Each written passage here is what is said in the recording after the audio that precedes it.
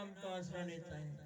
जिसने भी लिया, जिसने भी प्रभु का नाम जपा, युग कोई भी हो, धर्म कोई भी हो, समय कोई भी हो, जिसने भी परमात्मा का नाम जपा, उसका नाम इस संसार में बड़ा हुआ है। उसे सब सुखों की प्राप्ति हुई, उसकी सब चिंताएं मिट गई, उसे बड़े बड़े रोगों से छुटकारा मिला, उसकी गरीबी देखते ही देखते दूर हो गई। जिसने भी परमात्मा का सहारा लिया। मनुष्य दुखी इसीलिए है कि वह परमात्मा से विमुख है, भगवान से विमुख है। बंद है मैक, बंद है वीरे, बंद है। इसलिए जीवन को सुखी बनाना चाहते हो,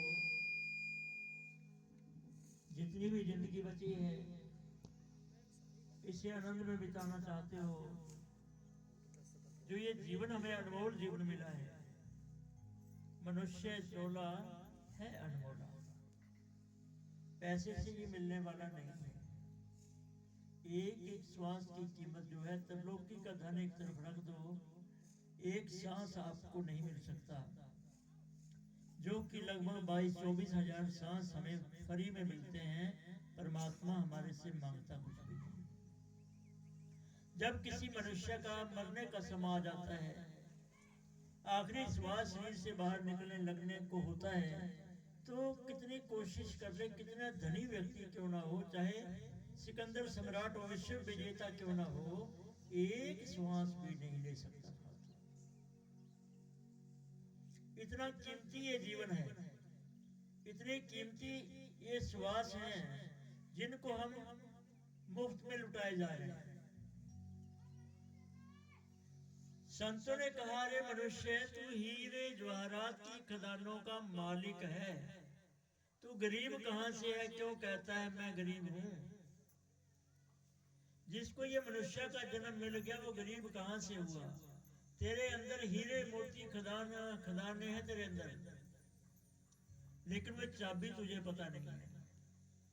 वो चाबी संतों के पास है, खजाना तेरे घर में ही है, लेकिन फिर भी तू गरीब है।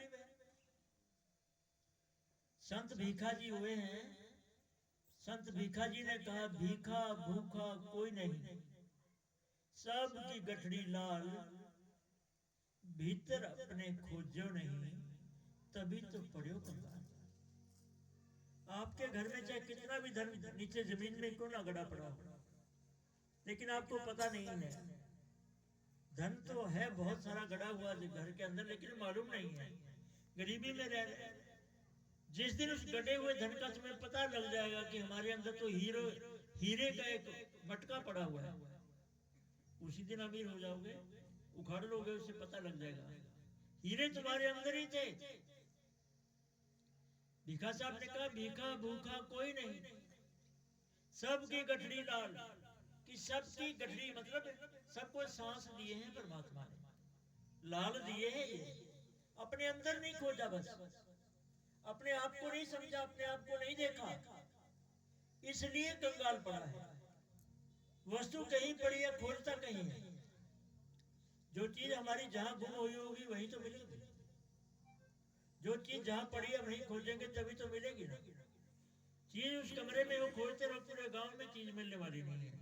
उस कमरे में जब तक नहीं आओगे तुम्हें नहीं मिलने की चीज, तो वहां पड़ी है। इसी तरह से वो खजाना श्वासों का परमात्मा के नाम का, परमात्मा की शक्ति का तुम्हारे पास ही है, लेकिन कभी खोजा नहीं, अपने अंदर खोज नहीं की, इसलिए गरीब पड़ा है। संतों की शरण में नहीं गया, संतों से भेद नहीं जाना, उस खजाने तक की चाबी, उसका दरवाजा नहीं आपने जाना, उस दरवाजे तक पहुंचे नहीं, इसलिए गरीब हो। राम राम तो सारी दुनिया कर रही है, राम मिलता तो था। गुरु ग्रंथ साहब जी की वाणी में लिखा हुआ है, राम राम करता सब जग फिरे, राम ना पाया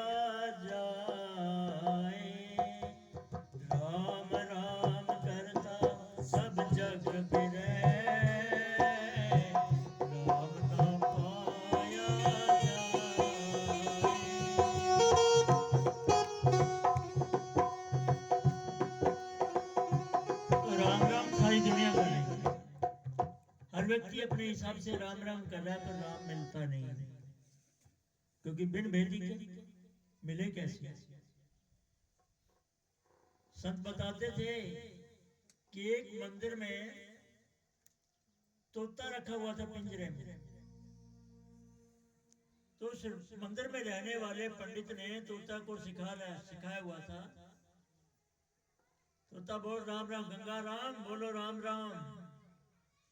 तो जो भी मंदिर में आता वो तोता हरि को कहता राम राम जी, राम राम, राम राम। बेचारा बैठा पिंजरे में बंद। एक दिन संतों का वहां से गुजरना हुआ, रात पड़ने को आई। संतों ने सोचा इस मंदिर में ही रात में विश्राम कर लें, यहाँ भोजन भी मिल जाएगा और रात भी काट लेंगे।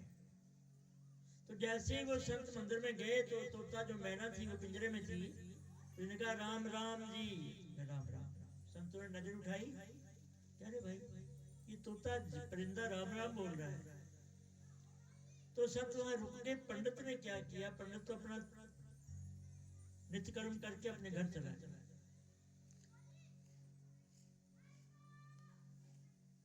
तो संतों ने देखा, कहता है मैना तू राम राम बोलती है लेकिन फिर भी पिंजरे में कैद है। संतों ने रात को सत्संग किया कि राम नाम जपने वाला जो है बंधन मुक्त हो जाता है, आजाद हो जाता है, 84 से आजाद हो जाता है जो राम नाम का जाप करता है। तो मैंने कहने लगी कि महाराज राम राम तो मैं भी बोलती हूँ लेकिन पिंजरे में कैद हूँ, मैं तो मुक्त हुई नहीं।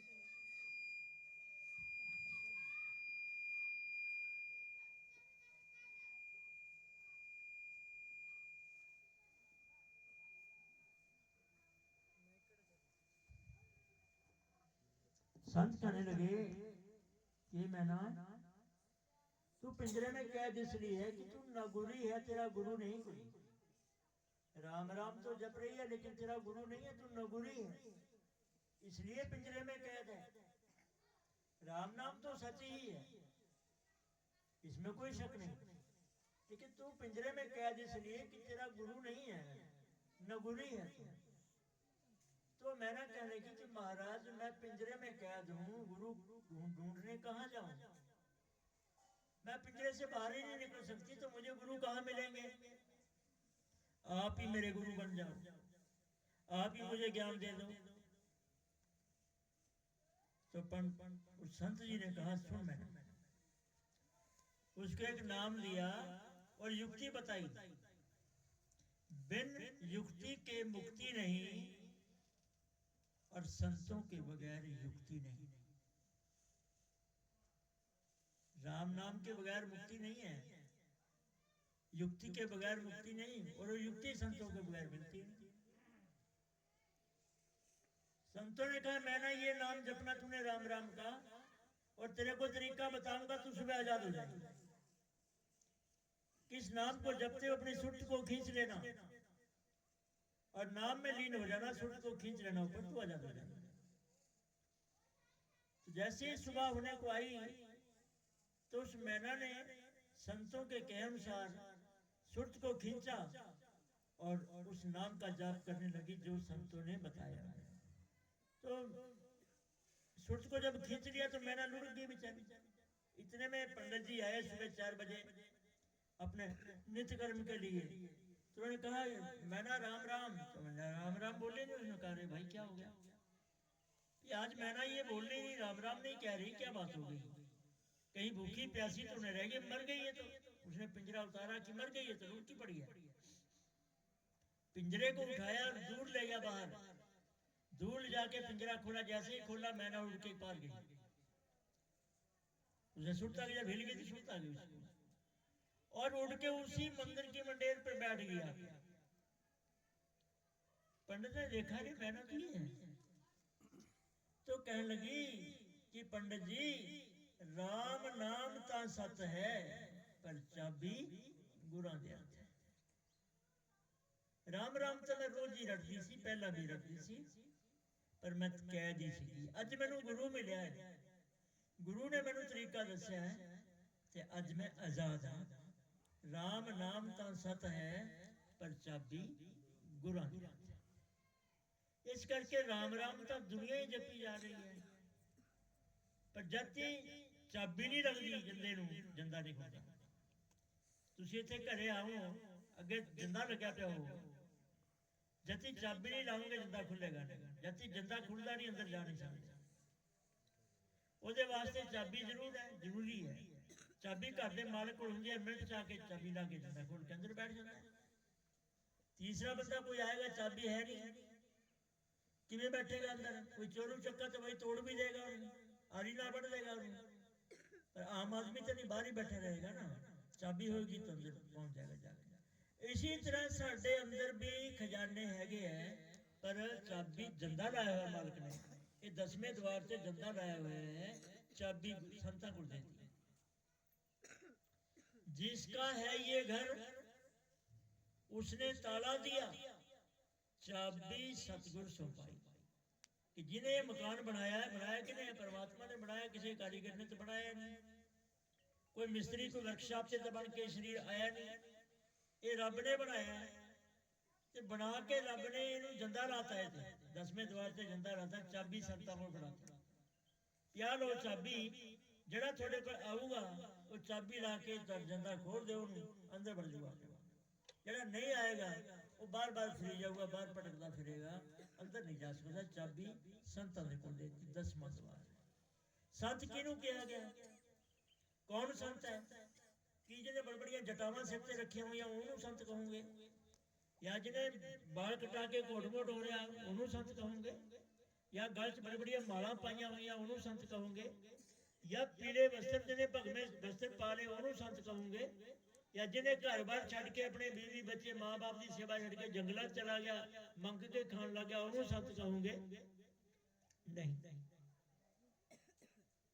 ये नहीं कहना कि कोई संत नहीं हो सकता है। जटा वाला भी कोई संत हो सकता है, ਜਿਹੜਾ ਸਿਰ ਮੁੰਡਾ ਕੇ ਘੋਟ ਮੋੜਾ ਉਹ ਵੀ ਸੰਤ ਹੋ ਸਕਦਾ ਹੈ। जिसने भस्म रमा ली वो भी हो सकता है, माला पहनने वाला भी संत हो सकता है, भगमे वाला भी कोई संत हो सकता है। पर जरूरी नहीं कि ਇਹੋ ਹੀ संत होण कि ये संतां ਦੀ पहचान है। नहीं, संतां ਦੀ पहचान नहीं। संत बाणे तो नहीं पहचाने जाता कभी भी, कि बाणे तो पहचाने। संतां ਦੀ पहचान ਹੁੰਦੀ है ਉਹਨਾਂ ਦੀ ਬਾਣੀ ਤੋਂ, कि संत बोल की रहा है, उसकी वाणी किहो जी है, इस तो पता लगता कोई संत है, कोई भगत है। संतां दी ते भगतां दी रहनी सहनी तो पता लगता है। कपड़े पहनने नाल नहीं पता लगता, कपड़े तुसी कोई भी पा सकते हो। CID दे विच देख लो, पुलिस वाले की वर्दी पाए हुंदे, उन्हां नूं हर एक बंदा पहचान लैंदा है। पर जिहड़े CID दे विच हुंदे ने है तां पुलिस वाले ही हो, पर वो कोल ही खड़े रहन, पता नहीं लगता भी पुलिस वाले है, क्योंकि उन्होंने वर्दी साडे तुहाडे वर्गी ही है, खाकी ड्रेस नहीं, ना स्टार लगे हुए हैं। ਆਪਾਂ ਇਹ ਵੀ ਅੰਦਾਜ਼ਾ ਨਹੀਂ ਲਾ ਸਕਦੇ ਵੀ ਇੰਸਪੈਕਟਰ ਹੈ ਕਿ DSP ਰੈਂਕ ਦਾ ਹੈ ਕਿ SP ਰੈਂਕ ਦਾ ਹੈ, DIG ਰੈਂਕ ਦਾ ਹੈ, ਕਿਉਂਕਿ ਸਟਾਰ ਨਹੀਂ ਲੱਗੇ ਹੋਏ ਨੇ, ਨਾ ਵਰਦੀ ਪਾਈ ਹੋਈ ਹੈ, ਸਿਵਲ ਵਰਦੀ ਚ ਹੈ।